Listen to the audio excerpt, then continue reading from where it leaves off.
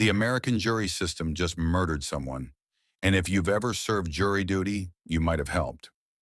At 11:47 p.m. on a Tuesday, Bennett Crowley opened an envelope that proved 11 people in his jury had been paid to send an innocent man to prison for life. Inside were surveillance photographs, 12 of them. Each one showed a different juror, strangers who claimed they'd never met before, all sitting across from the same man in a gray suit. Different restaurants, different dates, same conspiracy. Bennett had 3 days to figure out who orchestrated it and why. But he made one critical mistake. He told juror number 12 what he'd discovered. 18 hours later, she was dead. The official report said suicide. But Bennett saw the door to her hotel room. Someone had kicked it in from the outside. Now Bennett had a choice. Vote guilty and live, or expose the conspiracy and become the next body they'd have to explain away. This is the story of the deadliest jury ever assembled. And 72 hours earlier, Bennett Crowley had no idea he was walking into a death sentence. It started the same way it does for 32 million Americans every year, with a jury summons he couldn't ignore. Bennett Crowley hated jury duty. The 34-year-old data analyst had tried every excuse in the book. Work deadlines, childcare conflicts, a conveniently timed dental emergency that his dentist had never heard about. None of it worked. So there he was, sitting in the courthouse waiting room with 200 other annoyed citizens, all of them praying their number wouldn't be called. Bennett's was. Juror number 7. The Commonwealth versus Rafe Delacroix. The case seemed straightforward enough. Rafe Delacroix, a 42-year-old pharmaceutical sales representative, was accused of murdering his business partner Warren Price. The motive? A patent dispute over a revolutionary drug delivery system worth an estimated $2 billion. The prosecutor painted a clear picture. Rafe and Warren had developed the technology together. But when Warren wanted to sell the patent to the highest bidder, Rafe decided murder was more profitable than negotiation. The evidence was overwhelming. Security footage placed Rafe's car near the warehouse where Warren's body was found. Financial records showed Rafe had been hemorrhaging money and desperately needed Warren out of the picture. And the star witness, a night security guard named Dalton Riggs, testified he'd seen Rafe leaving the scene at 11:43 p.m., just minutes after the estimated time of death. Open and shut, 4 days max. That's what the judge promised during jury selection. Bennett took his seat in the jury box, pulled out his notebook, and resigned himself to 4 days of civic duty he'd rather have spent literally anywhere else. But on day 2, something happened that made Bennett's analytical mind pause. During deliberations, the jury was discussing the crime scene photos. Juror number 3, an older woman named Miriam Cho, who'd introduced herself as a retired librarian, made a casual observation. "It's interesting," Miriam said, "that the blood spatter on the north wall shows a spray pattern consistent with the victim being struck while standing. But the body was found lying face down 15 feet away. He must have tried to crawl." The room went quiet. Bennett flipped back through his notes. That detail, the blood spatter pattern on the north wall, hadn't been mentioned in court. Not by the forensic analyst. Not by the prosecution. Not by anyone. He looked up at Miriam, who was now intently studying her own notes, avoiding eye contact. "Did the forensics expert mention that?" Bennett asked. "The north wall pattern?" Miriam glanced up just for a second. "Oh, I must have seen it in one of the photos they showed us." But Bennett had been cataloging every piece of evidence. He'd noted every photograph. There had been no clear shot of the north wall spatter pattern, not one the jury could have analyzed in that kind of detail. "Probably," another juror chimed in quickly. "A man in his 40s named Holland Price who'd said he worked in insurance. They showed us a lot of photos. Hard to keep track." The conversation moved on. Bennett wrote down a single word in his notebook. Strange. He told himself it was nothing. A mistake. Maybe Miriam had seen a photo he'd missed. Maybe she'd been a crime buff before retirement and was just making an educated guess. But that night, lying in his sequestered hotel room, Bennett couldn't shake the feeling that something was off. He'd spent his entire career analyzing data, finding patterns in chaos, spotting anomalies that everyone else missed, and his instincts were screaming that Miriam Cho knowing that detail wasn't a coincidence. It was a crack in the facade. He had no idea that 3 days later, he'd be standing over juror number 12's body, replaying this exact moment and realizing this was when he should have known. This was when he should have run. But Bennett Crowley didn't run. He dug deeper. And that decision would nearly cost him everything. By day 3, the jury was leaning 10-2 for conviction. Bennett was one of the holdouts. The deliberation room felt stuffy, claustrophobic. 11 people crammed around a table that was too small, the air thick with frustration and stale coffee. Most of them just wanted to go home. Bennett stood at the whiteboard, marker in hand, walking through the timeline one more time. The prosecution claims Rafe drove from his office in downtown to the warehouse district in 18 minutes, he said, tapping the board. I mapped it last night in my head. That route, even with no traffic, takes 32 minutes minimum. 45 during rush hour, which is when he would have been driving. Holland Price, the insurance adjuster with the expensive watch, leaned back in his chair. Maybe he sped. Maybe, Bennett conceded. Or maybe we're missing something. Across the table, juror number 9, a young woman named Issa Kamara, who'd introduced herself as a broke grad student, shifted uncomfortably in her seat, refusing to meet his eyes. That's when Bennett noticed the second thing. Every single time he raised a reasonable doubt about the timeline, about the lack of forensic evidence in Rafe's car, about the suspiciously convenient testimony of the security guard, the same 5 jurors would immediately shut it down, not with thoughtful counter-arguments, with prepared responses. Miriam Cho, the retired librarian. The evidence is clear. We need to trust the experts. Teague Morrison, a soft-spoken man in his 50s who worked in finance. We've heard enough testimony. Let's not overcomplicate this. Clara Voss, a healthcare administrator in her 30s.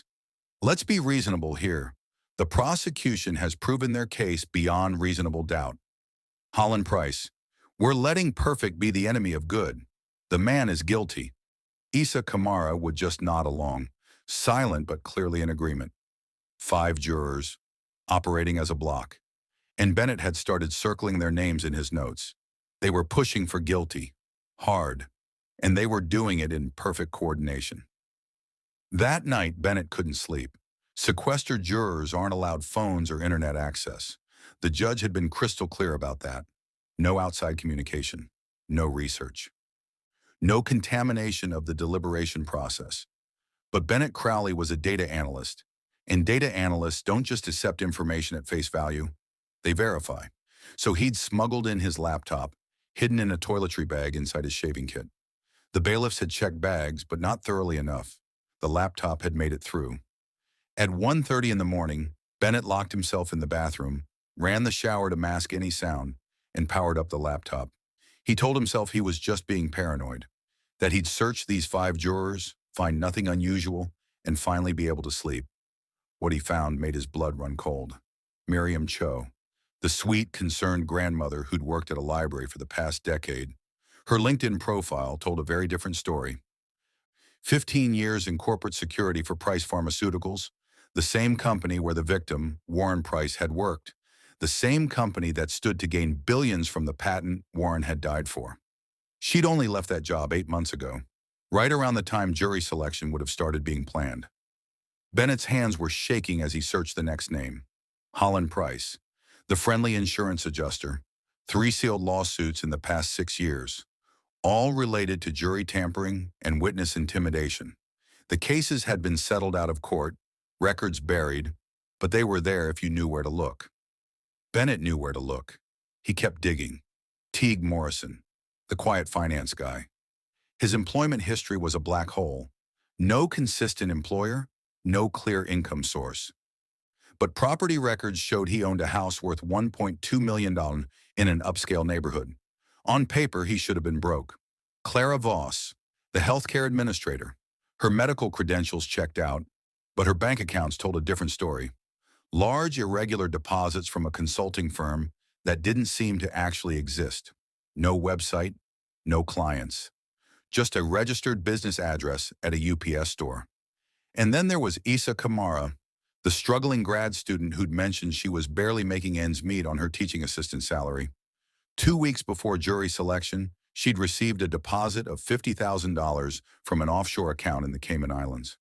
Bennett sat on the closed toilet lid, laptop balanced on his knees, shower still running, and tried to process what he was looking at. 5 jurors, all with connections to either the victim's company, to suspicious financial activity, or to prior cases involving jury manipulation. 5 jurors who'd been coordinating their responses during deliberations. 5 jurors who were all pushing, aggressively, for a guilty verdict. This wasn't a coincidence. This was a conspiracy. Someone had planted these people on the jury. Someone had paid them. Someone had given them a job. Make sure Rafe Delacroix was convicted, no matter what the evidence actually showed. But who and why? Bennett's mind raced through the possibilities. The victim's family, a rival pharmaceutical company, someone who wanted the patent buried? He didn't have answers yet, but he had proof. Screenshots saved to an encrypted folder. Evidence that could blow this entire case wide open. He shut down the laptop, hands still trembling, and stepped out of the bathroom. That's when he saw it. A manila envelope, lying on the carpet, just inside his hotel room door.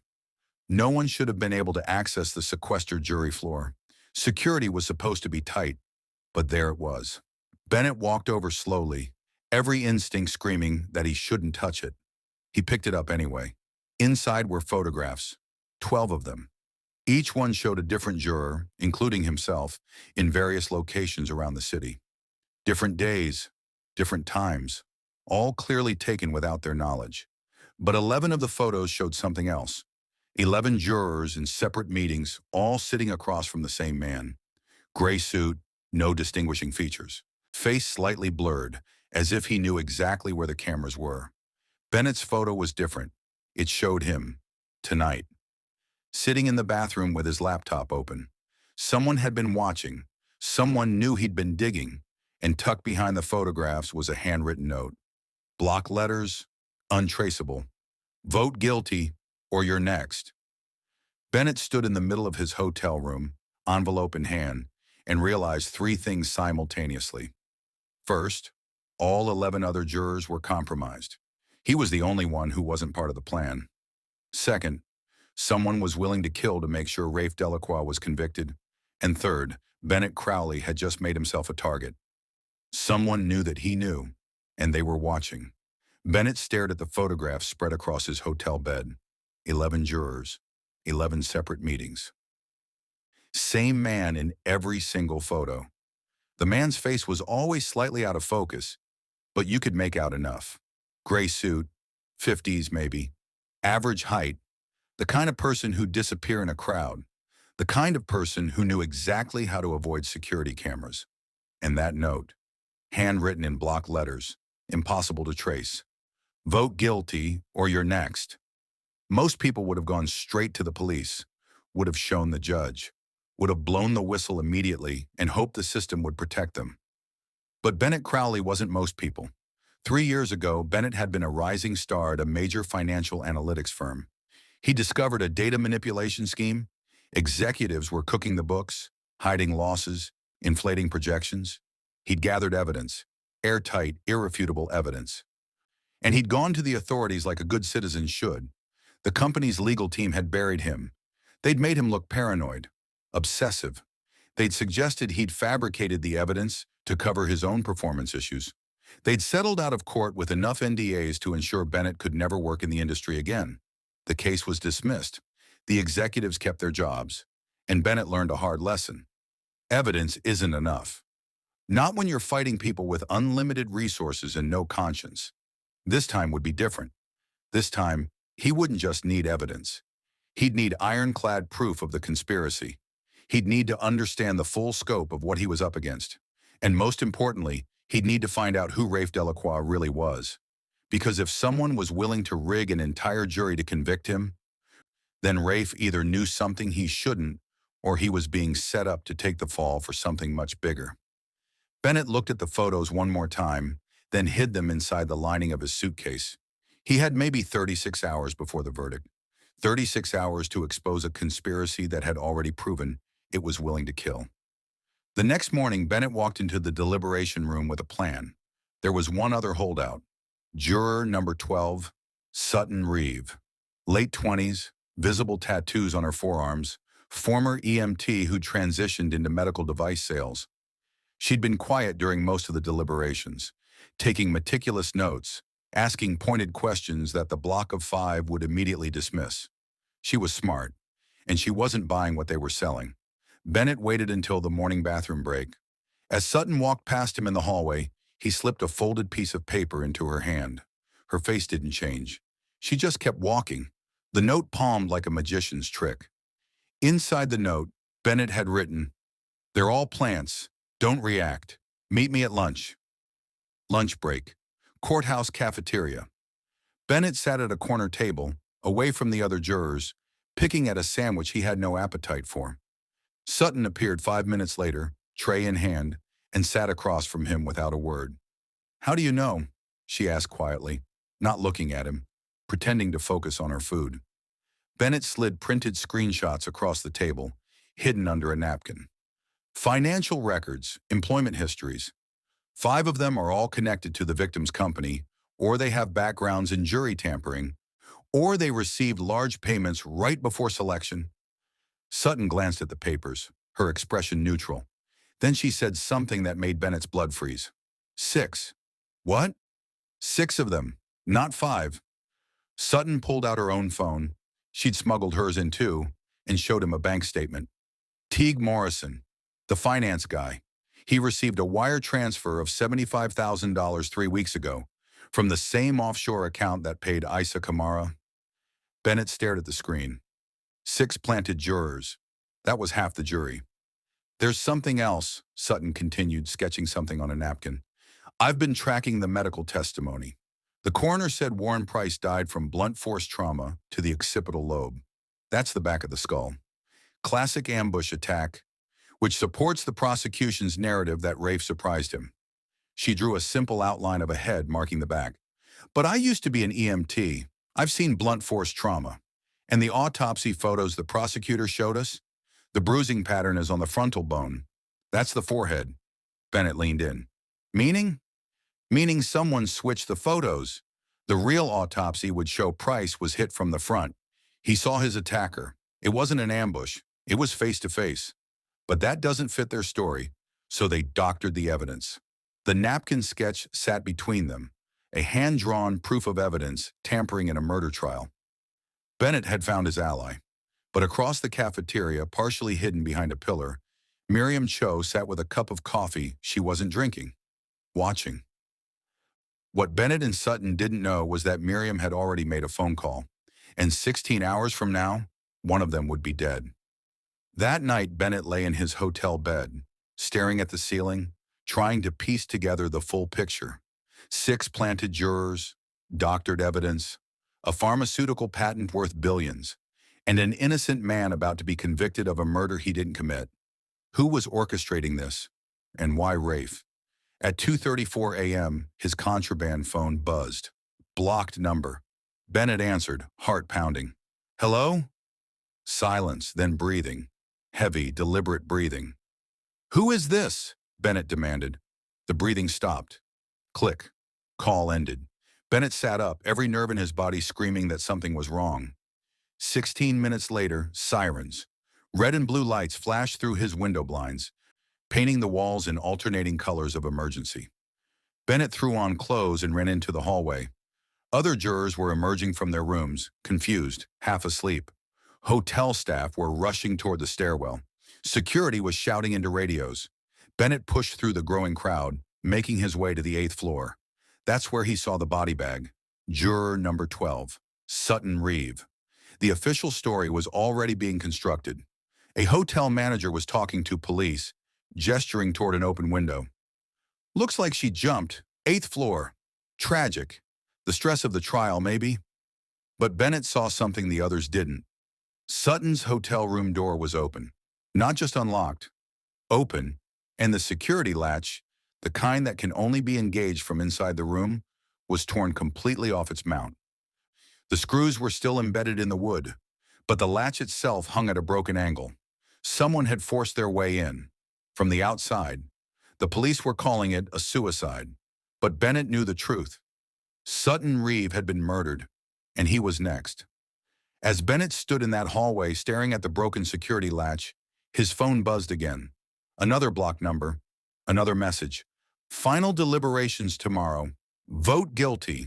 This is your last warning. Day 4.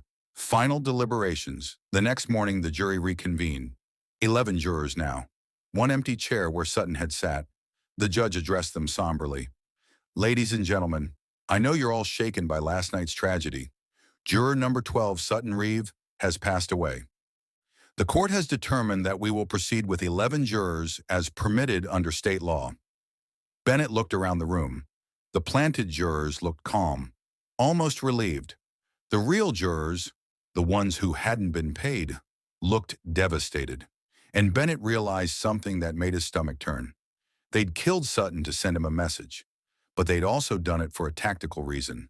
With Sutton gone, the vote was now 10-1. Bennett was completely alone, and under state law, a jury of 11 only needed 10 votes to convict. They didn't need him anymore, which meant the only thing keeping him alive was the fear that his death would trigger too much scrutiny. But how long would that protection last? Holland Price cleared his throat. I know we're all upset, but we have a job to do. A man's life is in our hands. We need to finish this. Miriam Cho nodded sympathetically. Bennett, you're the only one holding us back. What's it going to take? What more do you need to see? 10 pairs of eyes turned to him. 10 jurors. 6 of them paid to be here. 4 of them just wanting to go home. And Bennett, sitting alone, knowing that if he kept pushing, he'd end up in a body bag like Sutton. But if he voted guilty, an innocent man would spend the rest of his life in prison. And whoever orchestrated this conspiracy would get away with murder. Bennett opened his mouth to respond, and that's when he realized something that changed everything. The photographs, the man in the gray suit. He'd seen that face before, not in person, but in a case file. 3 years ago, the same case where Bennett had tried to expose corporate corruption. The man in the photos had been there, in the background, watching, which meant this conspiracy wasn't about Rafe Delacroix at all. It was about Bennett, and it had been from the very beginning. Bennett's hands started to shake. This wasn't jury tampering. This was a trap, and he'd walked right into it. The deliberation room felt different now, heavier, like the air itself had thickened with Sutton's absence. 1 empty chair, 10 jurors, and Bennett sitting alone on the wrong side of a 10-1 vote. The dynamics had shifted completely. Under state law, a jury of 11 only needed 10 votes to reach a verdict, which meant they didn't need Bennett's cooperation anymore. They just needed him to stay quiet long enough to deliver their predetermined guilty verdict. Holland Price had taken over leadership of the deliberations, his voice more aggressive now, less patient. Look, we're all upset about what happened to Sutton, he said, standing at the head of the table like a prosecutor. But we have a job to do, a responsibility. The evidence is overwhelming. Rafe Delacroix murdered his partner over a patent dispute. We've seen the security footage. We've heard the testimony. We need to finish this. All eyes turned to Bennett. Miriam Cho leaned forward, her grandmother librarian persona stripped away now, replaced with something colder. Bennett, you're the only one holding us back. What's it going to take? What more do you need to see? Bennett looked around the table, at the 6 planted jurors who'd orchestrated this entire conspiracy, at the 4 real jurors who just looked exhausted, desperate to go home, probably convinced by now that Bennett was just being difficult. And that's when his data analyst brain kicked in, because Bennett Crowley had spent his entire career finding patterns in chaos, spotting the anomalies everyone else missed.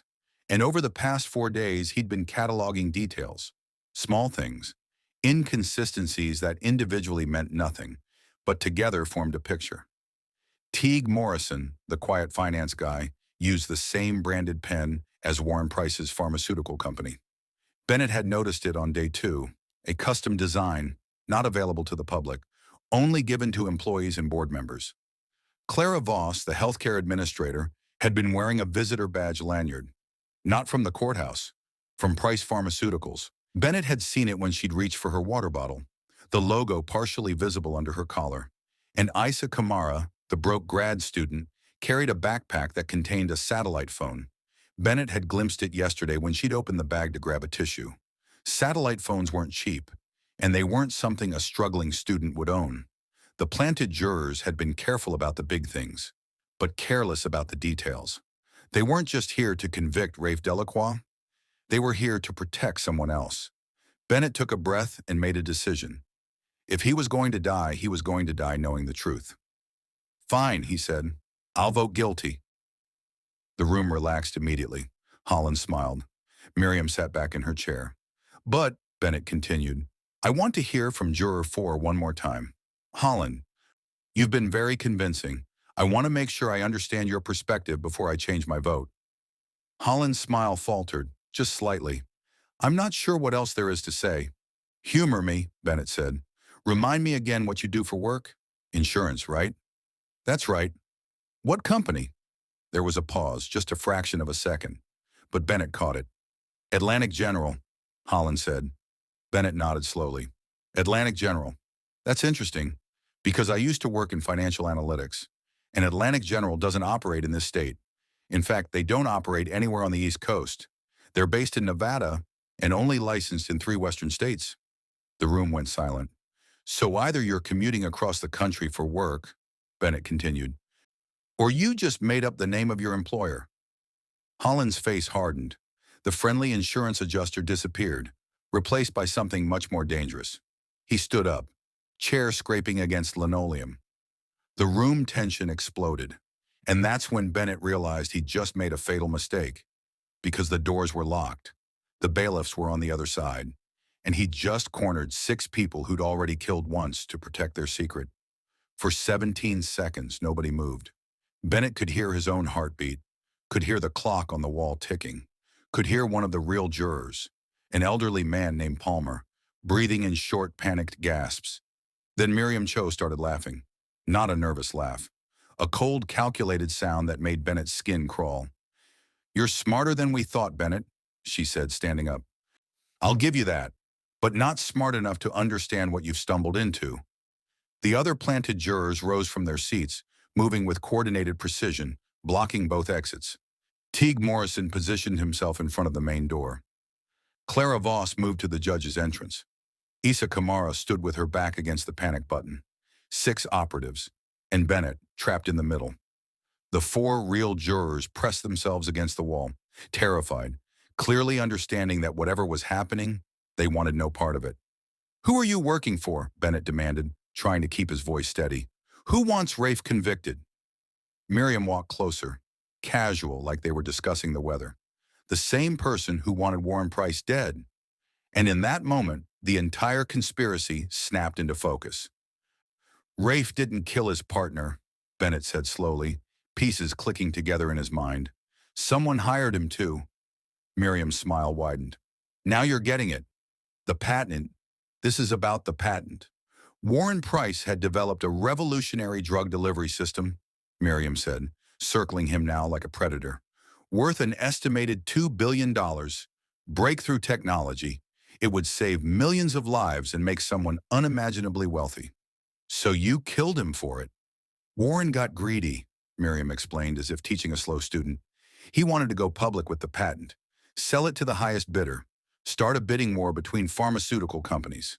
My employer preferred to acquire it more quietly, by murdering him, by removing an obstacle, and Rafe Delacroix was the perfect patsy. He'd facilitated the meeting between Warren and our employer, had access to the warehouse, knew Warren's schedule. When Warren ended up dead, Rafe became the obvious suspect. He knew too much, Bennett said. So you framed him. He facilitated a murder without even realizing it, made him the perfect fall guy. We just needed to make sure the jury reached the right conclusion. Bennett's hand moved slowly toward the door handle behind him. And Sutton? She figured it out too? Miriam's expression didn't change. Accidents happen. Tragic, really. The stress of jury duty can be overwhelming. Some people just can't handle it. Bennett tried the handle. Locked. The doors are secured from the outside, Miriam said. We made sure of that before we started this conversation. Bennett was trapped. 6 trained operatives, 2 locked doors. and security cameras that were probably already shut off. "Here's how this works," Holland said, pulling something from his jacket. A syringe, clear liquid inside. Heart attack, tragic. The stress of deliberations, 2 jurors dead in one trial, unfortunate, but these things happen. The real jurors were crying now, pressed against the far wall, frozen with terror. Bennett's mind raced. He had maybe 60 seconds before they closed the distance. 60 seconds to figure out how to survive. And then Bennett remembered something. Something he'd done on day one. Something Miriam's team didn't know about. Something that might just save his life, if he could survive long enough to use it. The jury deliberation room had 2 exits, both locked, 3 security cameras in the corners, and 6 hostile operatives between Bennett and freedom. His bag was on the chair behind him. Inside that bag was his laptop, and inside that laptop was evidence of everything. The financial records, the employment histories, the proof of the conspiracy. But there was something else, something Miriam's team didn't know about. Bennett had been recording. From the moment he'd entered the deliberation room that morning, his laptop had been running a voice-activated recording program, hidden in the background, capturing every word. The confession Miriam had just made? Recorded. The admission that they'd murdered Sutton? Recorded. Holland's threat with the syringe? Recorded. But if they killed him now, that recording would disappear with him. Buried, deleted, erased, unless he could make sure it was heard. Bennett spoke louder now, deliberately projecting his voice. "So your employer, who is it? Who's worth killing 12 people over? Who's so powerful they can rig an entire murder trial and get away with it?" Miriam hesitated. The other operatives exchanged glances.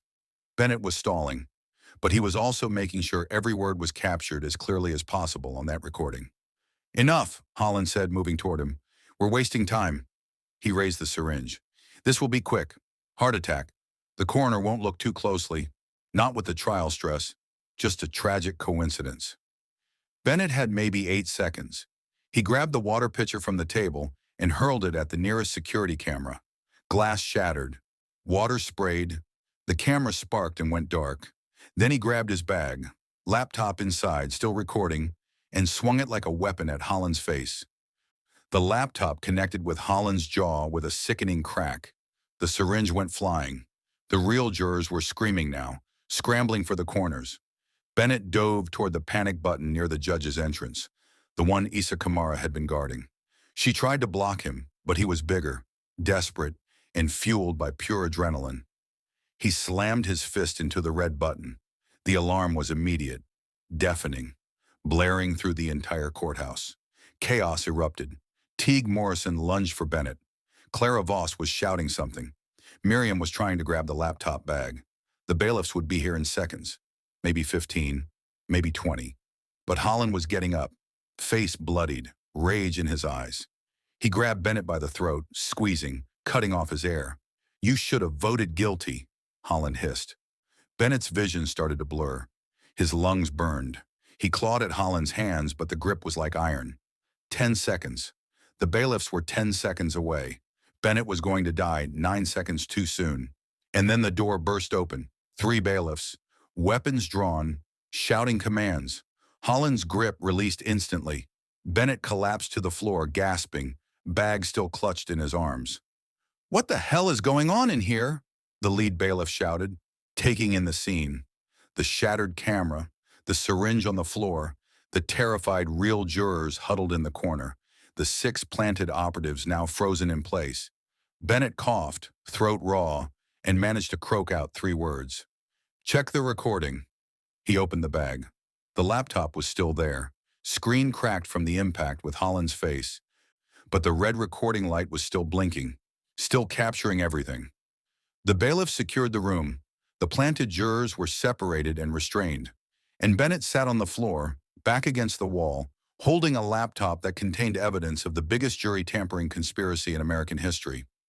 But as the adrenaline faded, one question burned in his mind. Miriam had never said the employer's name. Whoever orchestrated this was still out there, still untouchable, and now they knew Bennett had exposed their operation. which meant his life had just become infinitely more dangerous. The recording had saved him, but it might have also signed his death warrant. 2 hours later, Bennett sat in a police interrogation room, still shaking, watching detectives review the laptop recording for the third time. The laptop had captured everything: Miriam's confession about Warren Price's murder, the conspiracy to rig the jury, Holland's attempt to kill Bennett with a syringe full of whatever toxin they'd used, and most damning of all, the admission that they'd murdered Sutton Reeve and staged it as a suicide. Within hours, all 6 planted jurors were arrested, charged with conspiracy to commit murder, jury tampering, obstruction of justice, and first-degree murder in the death of Sutton Reeve. The courthouse erupted into chaos. News crews descended. The judge declared a mistrial, and Rafe Delacroix, who'd been sitting in a holding cell waiting for a guilty verdict that would send him to prison for life, suddenly found himself at the center of the biggest judicial scandal in state history. But there was one question Bennett couldn't answer. Detective Alba Winters, a sharp woman in her 40s who'd been assigned to lead the investigation, leaned across the table. Who hired them? Miriam's employer, the person who wanted Warren Price dead and Rafe Delacroix convicted. Who is it? Bennett shook his head. She never said the name. Just my employer. It was deliberate. She knew exactly what she could and couldn't say. So we've got 6 operatives, Winters said, frustration bleeding into her voice. But the person who orchestrated the whole thing is still out there. Yeah. The room fell silent. At 11:52 p.m. that night, as Bennett sat in the detective's office going through his statement one more time, Detective Winters' phone rang. Blocked number. She hesitated, then answered, putting it on speaker. Detective Winters. The voice that came through was filtered, digitally altered, gender neutral, impossible to trace. Detective Winters, my name is of no consequence, but I wanted you to know the 6 operatives you arrested today, they were subcontractors, expendable. Bennett leaned forward, every muscle in his body tensing. The voice continued, calm and measured. The patent has been acquired. Warren Price's death was unfortunate but necessary. Rafe Delacroix's conviction is no longer required. We'll find you, Winters said, her voice hard as steel. The voice laughed, not mocking, just genuinely amused. No, you won't. But here's a professional courtesy. Charges against Mr. Delacroix will be dropped tomorrow morning. The official story will be that Miriam Cho, acting alone, murdered Warren Price to steal the patent for herself. She recruited the other 5 operatives. They all acted without any external direction. Case closed. Bennett grabbed the phone. You can't just... Mr. Crowley. The voice turned colder now. You were very clever, but you've cost me considerable resources. 6 trained operatives, years of planning, millions in operational expenses. Consider this a professional courtesy. Walk away.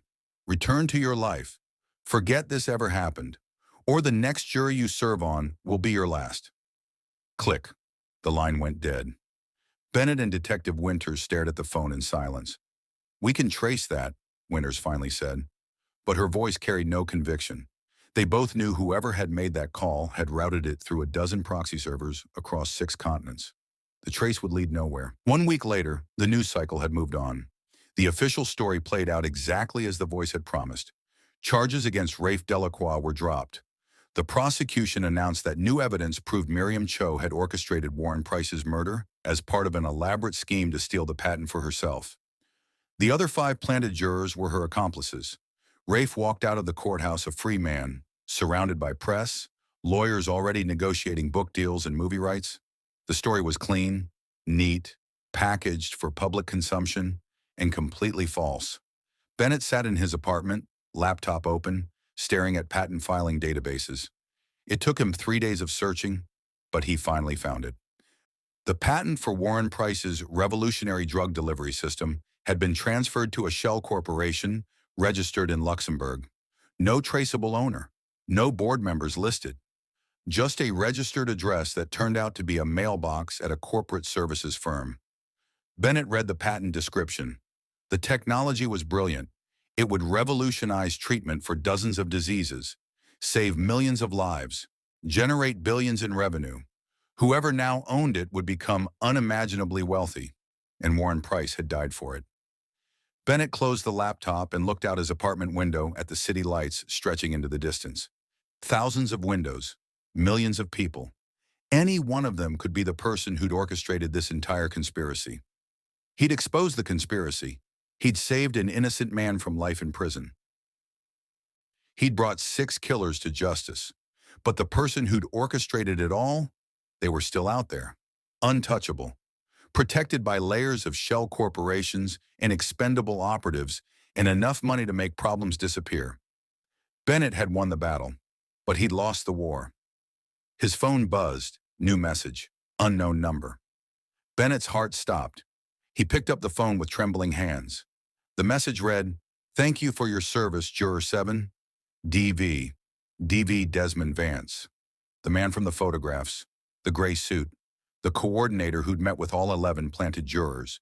Bennett's fingers flew across his phone, searching for Desmond Vance. Results populated immediately, and what he found made his blood freeze. Desmond Vance had died 4 years ago. Car accident on a rural highway. Vehicle went off a bridge. Body recovered 3 days later. Closed casket funeral. Death certificate on file. Desmond Vance was dead. So who had been in those photographs? And who had just sent him that message? Bennett's apartment suddenly felt too quiet, too still. He looked up from his phone, scanning the room. That's when he saw it, in the reflection of his dark window. Behind him, a figure, standing in the shadows near his bedroom door. Bennett spun around, heart hammering. The apartment was empty. He was alone. But when he looked back at his phone, there was a new message. Some jurors never finished their service. Bennett stood frozen in the middle of his apartment, every instinct screaming that he was being watched. The conspiracy wasn't over. It had just begun. And Bennett Crowley had just learned the most terrifying truth of all. The system wasn't broken. It was working exactly as designed, and he was still part of it, whether he wanted to be or not. 6 months later, Bennett Crowley returned to his life. He went back to his job as a data analyst, though at a different firm now. He went back to his routine: coffee in the morning, work, gym, home, the mundane rhythm of ordinary existence. But something had changed. Bennett checks the news every day now, obsessively, scanning for deaths that seem suspicious, for trials that end in unexpected verdicts, for patterns that no one else is looking for. And he finds them. A pharmaceutical executive in Boston, acquitted of fraud despite overwhelming evidence. The jury foreman, former employee of the defendant's company, a tech CEO in San Francisco, cleared of embezzlement. 3 jurors, all received large deposits from offshore accounts weeks before the trial. A corporate whistleblower in Chicago, convicted of theft. The evidence, circumstantial. The jury reached a guilty verdict in less than 2 hours. The patterns are there, if you know how to look for them. Because Bennett knows the truth now. The jury duty conspiracy wasn't an isolated incident. It wasn't one rogue pharmaceutical company trying to steal one patent. It was a system, a network, operating in courtrooms across the country, maybe across the world. And it's still running. Right now, somewhere in this city, another jury is being selected. 12 strangers, pulled from voter rolls, called to serve, told they're participating in the foundation of American justice. And some of them, maybe just 1, maybe 6, maybe all 12, were selected before they ever walked into that courtroom. Another verdict is being decided, not by evidence, not by testimony, but by whoever paid the most, whoever had the most to lose, whoever was willing to corrupt the one system that's supposed to be incorruptible. And 12 strangers are about to learn whether justice is truly blind or if she just chooses not to see what's right in front of her. Bennett sits in a coffee shop, laptop open, tracking patterns that most people would dismiss as coincidence. But he's not most people anymore. He's juror number 7, and he's never stopped serving. Here's the question I'll leave you with. The last time you served jury duty, or the next time you're called, look around that deliberation room. Really look at the people sitting next to you, at how quickly they reach their conclusions, at who pushes hardest for a particular verdict, And ask yourself, how well do you really know the strangers deciding someone's fate? Because according to the FBI, there are approximately 270 documented cases of jury tampering every year in the United States. Those are just the ones that get caught. How many don't? Rafe Delacroix was freed. The 6 operatives were convicted. The system officially worked. But the person who orchestrated it all? Still out there. Still untouchable. Still corrupting trials. And Bennett Crowley? He received another letter last week, hand-delivered to his apartment. No return address. Inside was a single sentence. Jury duty summons enclosed. Report Monday, 9 a.m. But Bennett hadn't been summoned by the court. Someone else wants him on another jury, and this time, he doesn't know if he's there to expose the conspiracy or if he's finally being eliminated. So let me ask you, if you discovered your entire jury had been planted, would you speak up? Would you risk your life to save a stranger? Or would you vote guilty and go home? Drop your answer in the comments. And if this story made you question everything you thought you knew about the justice system, hit that subscribe button. Because Bennett's story, it's not over. And next time you get that jury duty summons in the mail, you're going to remember this video. You're going to wonder. And you're going to look very carefully at the 11 strangers sitting next to you. Because one of them might not be a stranger at all.